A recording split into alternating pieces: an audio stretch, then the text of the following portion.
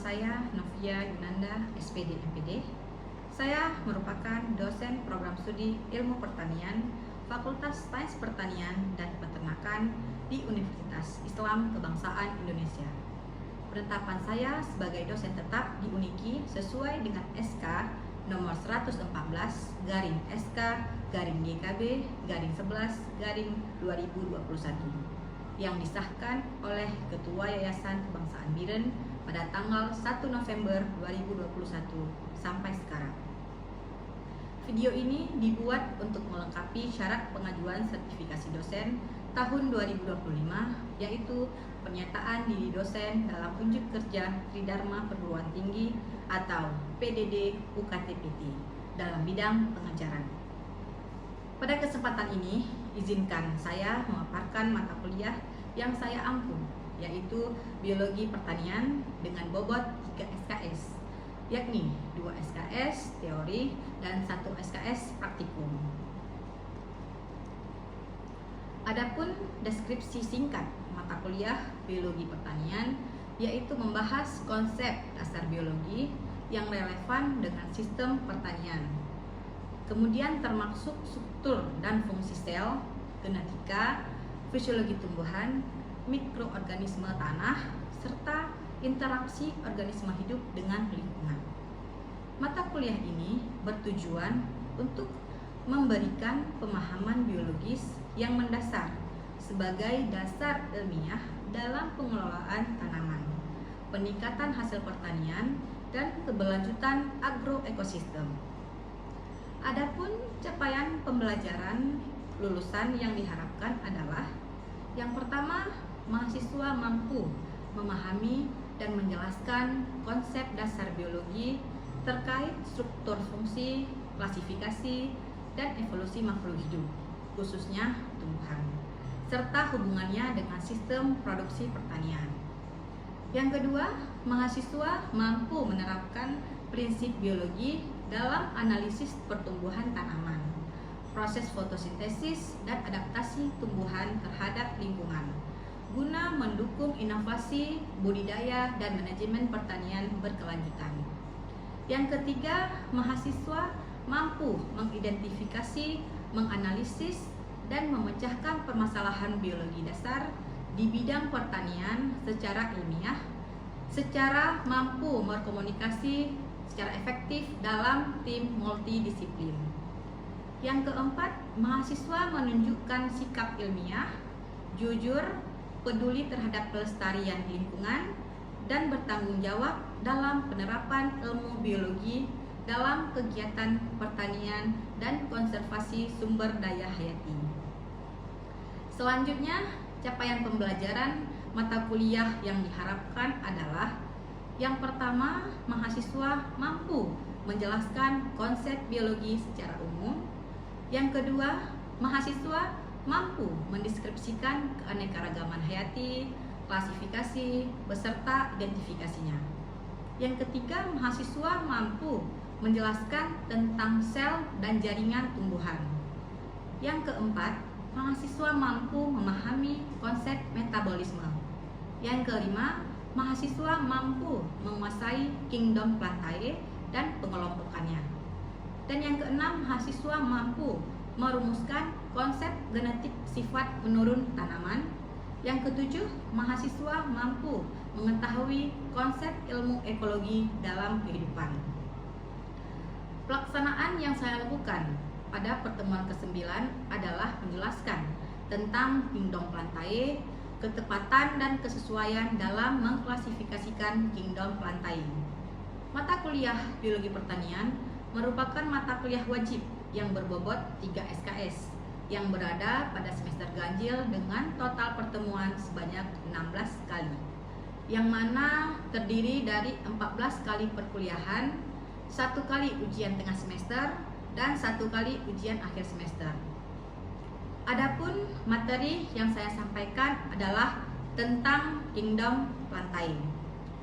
Yang pertama, saya membahas tentang sejarah dan evolusi kingdom Plantae. Selanjutnya, saya membahas tentang klasifikasi dan keanekaragaman tumbuhan. Kemudian ada tentang struktur dan fungsi tumbuhan. kemudian tentang pertumbuhan dan perkembangan tumbuhan, dan ada juga proses fotosintesis pada tumbuhan, kemudian peran tumbuhan dalam ekosistem, dan pentingnya konservasi kerajaan plantae. Kemampuan yang diharapkan adalah yang pertama, mahasiswa dapat menjelaskan tentang sejarah dan evolusi Kingdom Plantae. Yang kedua, mahasiswa dapat mengklasifikasi dan mengenali keanekaragaman tumbuhan. Yang ketiga, mahasiswa dapat menganalisis struktur dan fungsi tumbuhan. Yang keempat, mahasiswa dapat menjelaskan proses fotosintesis dan perannya dalam produksi biomasa. Yang kelima, mahasiswa dapat menganalisis peran tumbuhan dalam ekosistem dan sistem pertanian berkelanjutan. Yang keenam, mahasiswa dapat menjelaskan urgensi konservasi tumbuhan dan keanekaragaman hayati Kingdom Plantae.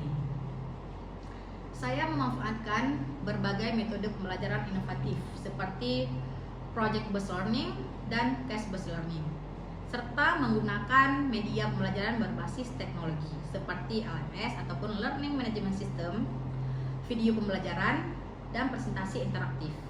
Tujuannya adalah agar mahasiswa lebih mudah memahami konsep serta mampu mengkaitkan teori dengan praktik di dunia nyata.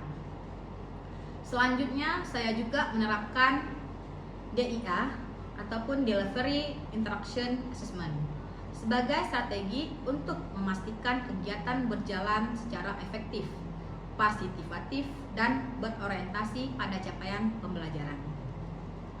Pada tahap delivery, saya menyampaikan materi secara sistematis dan interaktif dengan mengacu pada rencana pembelajaran semester atau RPS dan capaian pembelajaran mata kuliah atau CPMK. Tahap interaction saya kembangkan melalui komunikasi dua arah yang aktif antara dosen dan mahasiswa. Interaksi ini saya lakukan melalui diskusi kelas, tanya jawab, kerja kelompok, dan bimbingan individu maupun kelompok untuk proyek atau tugas akhir. Pada tahap asesmen, saya menerapkan sistem penilaian yang mencakup penilaian formatif dan sumatif, serta menggunakan rubrik penilaian yang transparan dan objektif. Komponen penilaian sebagai berikut yang saya lakukan, yaitu 15% untuk kehadiran, kemudian 10% untuk aktifan mahasiswa, 10% untuk kuis, 20% untuk tugas individu dan kelompok, kemudian 20% ujian tengah semester, dan 20% ujian akhir semester. Selain itu, saya juga memberikan umpan balik yang konstruktif demi peningkatan kualitas pembelajaran. Dengan penerapan strategi pembelajaran berbasis DIA, Delivery Interaction Assessment, saya konsisten dan kontekstual. Saya yakin mahasiswa tidak hanya dapat memahami materi secara mendalam, tapi juga mampu meningkatkan motivasi belajarnya secara mandiri, aktif, dan berkelanjutan. Pendekatan ini mendorong mahasiswa untuk siap menghadapi tantangan dunia kerja dan berkontribusi secara nyata dalam masyarakat. Berikut ini saya tampilkan video proses pembelajaran mata kuliah Biologi Pertanian. Assalamualaikum warahmatullahi wabarakatuh. Waalaikumsalam warahmatullahi wabarakatuh. Nah, sebelum kita mulai belajar, sebaiknya kita berdoa dulu menurut keyakinan masing-masing. Berdoa dimulai.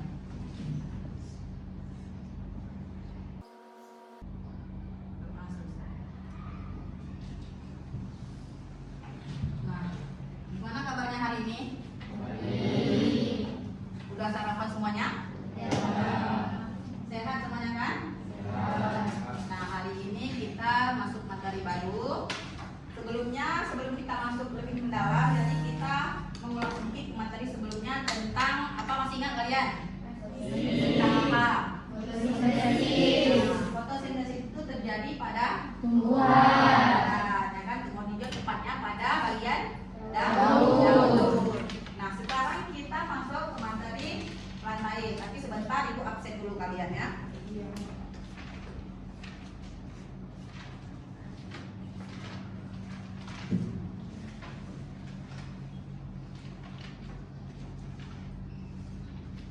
Numbarian ada. Hadir. Kemudian Najwa Safira Ridwan sakit. Ryan Fikri, Hadir. Nabila Salwi nggak ada. Mawaddah Warahmah. Hadir. Oke, ada yang belum dipanggil? Di absen? Sudah semua ya. Nanti yang hadir tolong dimarah, yang tidak hadir jangan dimarah ataupun dititip tanda tangan sama kawan, nggak boleh ya. Nah, jadi hari ini kita masuk ke materi selanjutnya. Nah, di depan udah ada kerajaan Pantai dengan tumbuhan yang luar biasa. Nah, kerajaan Pantai adalah dunia tumbuhan menyajikan pesona dan kompleksitas yang menentukan dari rumputan yang sederhana hingga kemudian raksasa. Tumbuhan memainkan peran kunci dalam menjaga keseimbangan ekosistem di bagi kita. Nah, kenapa demikian? Karena kita sebagai manusia, kita sendiri hidup sangat erat membutuhkan yang namanya indom ini ya, indom Pantai. Kita sendiri mengkonsumsi apa? Mengkonsumsi, karena kan beras itu dari mana? Bukan, dari padi ya kan, Oryza sativa. Nah, kita sendiri juga mengkonsumsi tumbuhan tersebut, yaitu Kingdom si Plantae ini, karena dia termasuk yang sangat besar dunia tumbuhannya. Nah, yang pertama ada sejarah dan evolusi kerajaan Plantae. Yang pertama itu awal kehidupannya. Tumbuhan purba muncul di bumi sekitar 470 tahun yang lalu, mengubah atmosfer menjadi habitat bagi makhluk hidup lainnya. Mungkin di zaman lalu tidak ada yang namanya tumbuhan, tapi di 470 tahun yang lalu dia tumbuh dan menjadikan itu habitat bagi makhluk hidup yang lain. Misalkan burung-burung kecil pun dia tinggal di mana? Di pohon. Dia kan buat sarang di pohon ya kan. Jadi dia saling berkesinambungan antara si makhluk kecil sama si tumbuhan atau indom Plantae tersebut. Kemudian ada dua, itu adaptif dan diversifikasi. Tumbuhan telah beradaptasi dengan berbagai kondisi lingkungan, menghasilkan keanekaragaman spesies yang luar biasa. Nah, jadi di sini maksudnya begini, dia mampu beradaptasi. Misalkan dia tumbuhan yang hidup di mana? Di gurun kah? Di iklim tropis kah? Jadi setiap iklim itu beda-beda tumbuhan yang hidup. Misalkan tumbuhan yang hidup di gurun, ada yang tahu? Kaktus. Ya, kaktus. Kenapa tumbuhan kaktus bisa hidup di gurun? Karena dia Kenapa? menyimpan cadangan air. Ya, karena dia banyak menyimpan cadangan air, makanya dia dapat hidup di tempat yang kering ataupun gurun ya. Nah, nanti beda lagi dengan dia adaptasi dengan tumbuhan yang hidup di iklim tropis. Kemudian masa kini dan masa depan, tumbuhan terus memainkan peran vital dalam menjaga keseimbangan ekologi, menyediakan sumber daya penting bagi manusia. Nah, seperti tadi dijelaskan kan, si tumbuhan ini sangat menjaga dia sumber daya kita. Kalau bayangkan aja kalau memang nggak ada lagi tumbuhan yang hidup, kita mau mengkonsumsi apa, ya kan? Karena kita emang sumber pangan kita dari besarnya dari tumbuhan, gitu ya. Di slide pertama ada yang bertanya? Belum kita lanjutkan. Kemudian klasifikasi dan keanekaragaman tumbuhan. Yang pertama ada divisi tumbuhan. Tumbuhan diklasifikasikan ke dalam berbagai divisi seperti lumut, paku, paku-pakuan, dan tumbuhan berbiji. Nah, kemudian struktur morfologinya, tumbuhan menampilkan keragaman dalam struktur morfologi termasuk akar, batang, daun, dan bunga. Nah, contohnya sampel ini. Nah, kalian bisa dapat lihat kan? Ini ada apa aja? Terdiri dari daun, kemudian ini batang, kemudian akar. Nah, jadi nanti di tumbuhan itu dia juga dibagi lagi. Ada tumbuhan monokotil, ada tumbuhan dikotil. Kalau mono artinya satu, tumbuhan berkeping satu. Kalau dikotil artinya tumbuhan berkeping dua. Nah, ini yang di bawah ini berkeping apa? Dua. Karena dia ingat aja dia ya. Kalau dia tumbuhan monokotil berkeping dua, itu dia akarnya tunggal. Kalau dia monokotil yang berkeping satu, akarnya serabut. Nah, kita masuk ke bagian selanjutnya. Di bagian akarnya, struktur dan fungsi tumbuhan. Yang pertama ada akar. Ada yang tahu apa fungsi dari akar? menentukan posisi tanaman. Coba diulang. Menentukan posisi tanaman, terus tempat penyimpanan makanan. Nah, ada lain yang ingin nambahkan apa itu fungsi dari akar? Ima, oke. Penyerapan air dan mineral, alat untuk bernapasnya tumbuhan, serta perkembangan vegetatif. Untuk perkembangan vegetatifnya. Oke, jadi sudah banyak disimpulkan sama kawan-kawan semua bahwa akar di sini juga ada yang dituliskan bahwa akar berfungsi untuk menyerap air, kemudian dan nutrisi dari tanah serta menambah tumbuhan dalam tanah. Nah, jadi si akar ini baik akar tunggang maupun akar serabut dia tetap menambat akarnya ke dalam tanah. Nah, kalau menurut kalian lebih kokoh tumbuhan yang berakar serabut apa berakar tunggang? Akar tunggang. Kenapa akar tunggang? Karena dia menancap langsung ke tanah. Jadi dia lebih kokoh ya kan. Kalau serabut kan istilahnya kan monokotil kayak tadi padi-padian. Kan padi berapa bulan udah apa? Panen. Ya kan cepat. Misalnya tumbuhan-tumbuhan musiman gitu ya. Nah, kemudian di bagian batang. Batang ya. Ada yang tahu apa fungsi batang?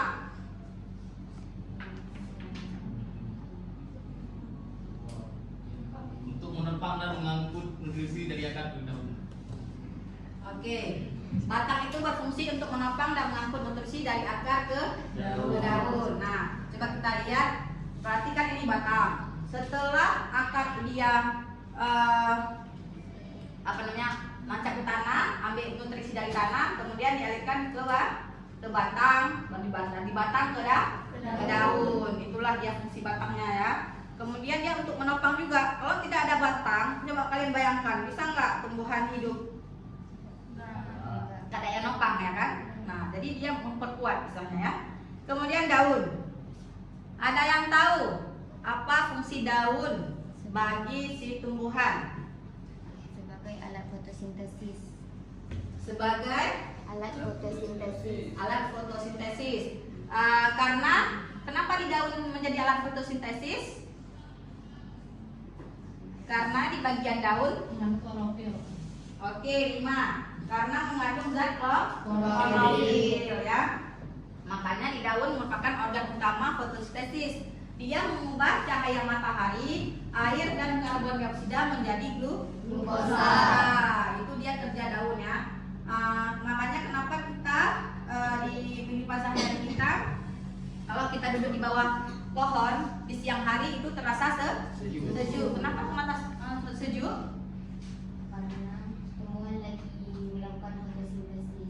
Ya, kalau di siang hari kan dia lagi melakukan fotosintesis, di mana fotosintesis itu dia menghirup karbon dioksida dan mengeluarkan oksigen. Jadi kan kita pada siang hari membutuhkan ya kan oksigen.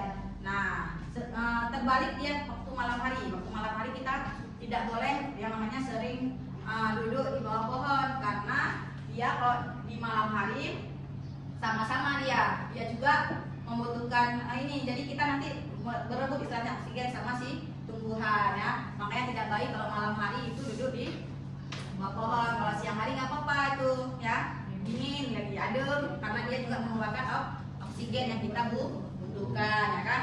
Kemudian di bagian keempat itu ada bunga.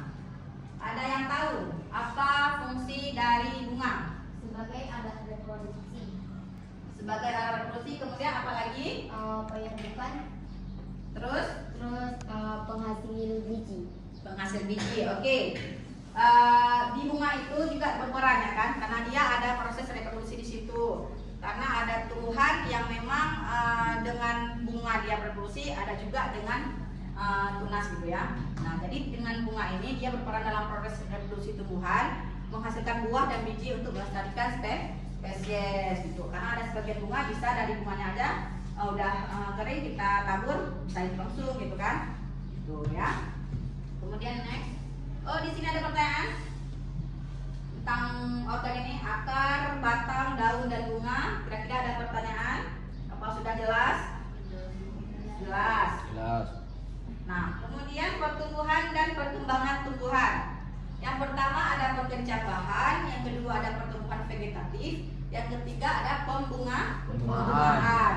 Kita bahas yang pertama dulu. Yang pertama itu pengencabahan. Biji tumbuhan akan berkecabah dan mengeluarkan akar serta tunas pada kondisi yang tepat. Pernah kalian lihat orang menanam kacang hijau? Nah, kan dia perlu waktu untuk dia mengeluarkan tunasnya, ya kan? Setelah air masuk ke dalam kacang, ya kan, bibisnya, baru dia keluar tunas untuk kecambahnya, ya kan? Nah, kemudian yang kedua ada pertumbuhan vegetatif. Pertumbuhan vegetatif, tumbuhan terus berkembang membentuk organ-organ baru seperti daun, batang, dan cabang. Nah, seperti tadi. Yang tadi bijinya itu dari biji juga ya. Kemudian bijinya nanti dia akan terbelah, baru dia tumbuh menjadi tumbuhan yang baru. Nah, kemudian yang ketiga itu ada pembungaan. Pembungaan ini dia tahap di mana dia? Tumbuhan akan masuk dalam bunga untuk apa? Untuk bereproduksi dan menghasilkan biji. Setelah dia dewasa, setelah dia tumbuh, misalkan dia sudah tinggi, sudah cukup umurnya, baru dia berbunga. Gitu, bunganya untuk menghasilkan biji, gitu ya. Udah paham? Nah, proses fotosintesis pada tumbuhan. Nah, ada yang tahu proses fotosintesis pada tumbuhan itu memerlukan apa aja? Tunjuk tangan kalau yang tahu. Ya, apalagi? Air, Apalagi? glukosa, Ya. terus Satu lagi? kloroplast. Ya, kloroplast itu dapat di dalam dari klorofil, ya kan? Nah, satu lagi yaitu karbon dioksida. Nah, jadi yang pertama yang dibutuhkan pada fotosintesis yaitu cahaya matahari. Tumbuhan menyerap cahaya matahari melalui klorofil di daun mereka. Misalkan ini daun yang berwarna hijau ya, yang sangat berperan pada proses fotosintesis. Karena di daun hijau ini dia terdapat banyak kandungan klorofil, zat hijau daun. Makanya disinilah dia terjadi yang namanya fotosintesis. Kemudian dia memerlukan karbon dioksida. Tumbuhan menyerap karbon dioksida dari udara melalui stomata di daun. Stomata itu merupakan mulut daun ya. Jadi daun ini yang menyerap karbon dioksida dari luar misalkan. Makanya di daerah-daerah yang banyak polusi udara itu banyak ditanami tumbuhan. Itu kenapa? Untuk dapat diserap oleh tumbuhan. Jadi bayangkan aja kalau memang di sekitaran kita banyak polusi tapi tidak ada tumbuhan, gimana yang terjadi? Ya kan? Pasti banyak polusi tidak dapat diuraikan. Kemudian air. Tumbuhan menyerap air dari tanah melalui akar dan mengangkut ke daun, ya kan? Nah, itu sangat penting. Kalau tidak ada air, tumbuhan bisa hidup nggak? Enggak, ya kan? Maksudnya bisa hidup pun lama-kelamaan dia akan mati layu, ya kan? Tapi dia dapat maksimal kalau dia ada air. Diserap dari akar, nanti dia baru ditransfer ke daun. Karena di daun dia terjadi fotosintesis. Kemudian dia juga membutuhkan glukosa. Nah, glukosa ini melalui proses fotosintesis tumbuhan menghasilkan glukosa sebagai sumber energi. Setelah semuanya dia juga menghasilkan glukosa. Kita sendiri juga sebagai makhluk hidup juga butuh, ya kan? Makanya sangat penting nih cahaya matahari, karbon dioksida, air dan glukosa sangat penting pada proses fotosintesis. Ini diingat ya. Kemudian peran tumbuhan dalam ekosistem. Ada yang tahu? Coba tunjuk tangan. Apa aja peran-peran tumbuhan sebagai ekosistem di kehidupan kita sehari-hari? Siapa yang tahu? Yang cowok? Oksigen. Gimana Aksal? Yang pertama itu ada oksigen. Oksigen itu adalah tumbuhan menghasilkan oksigen yang diperlukan oleh semua makhluk hidup. Kita kan sangat membutuhkan ya kan yang namanya oksigen untuk kehidupan kita. Bayangkan aja kalau kita nggak ada oksigen, kita bisa hidup nggak? Enggak, ya kan? Maka kita akan mati kalau kita tidak ada oksigen. Oksigen ini dihasilkan oleh siapa? Tumbuhan. Makanya tumbuhan ini merupakan paru-paru dunia. Dia menghasilkan oksigen. Kalau kita tebang semua pohon, makanya oksigen kita berkurang, gitu ya. Makanya penting dia tumbuhan. Kemudian rantai makanan. Tumbuhan menjadi produsen utama yang menopang ekosistem dengan menyediakan makanan. Ini ngerti? Ngerti ya, rantai makanan kita juga mengkonsumsi yang namanya makanan. Makanan itu kita peroleh dari tumbuhan. Baik itu nasi dari padi, sayur-sayuran juga dari tumbuhan, ya kan? Nah, kemudian kita tumbuhan menyediakan habitat dan shelter bagi berbagai spesies hewan. Gitu. Hewan-hewan kecil, burung, semua pasti juga dia hidup di pohon. Bayangkan aja kalau pohon ditebang di hutan, makanya hewan-hewan liar itu udah pada keluar, ya kan? Makanya kita tidak boleh namanya menebang pohon. Kalau tebang pilih boleh, dia itu yang udah cukup umur boleh, tapi jangan tebang semua ya. Gitu. Kemudian iklim tumbuhan memainkan peran penting dalam mengatur iklim dan siklus hidrologi. Hidrologi itulah siklus apa? Siklus apa? Ada yang tahu? Coba tulis tangan. Hidrologi. Siapa jangan apa-apa, masa malu-malu.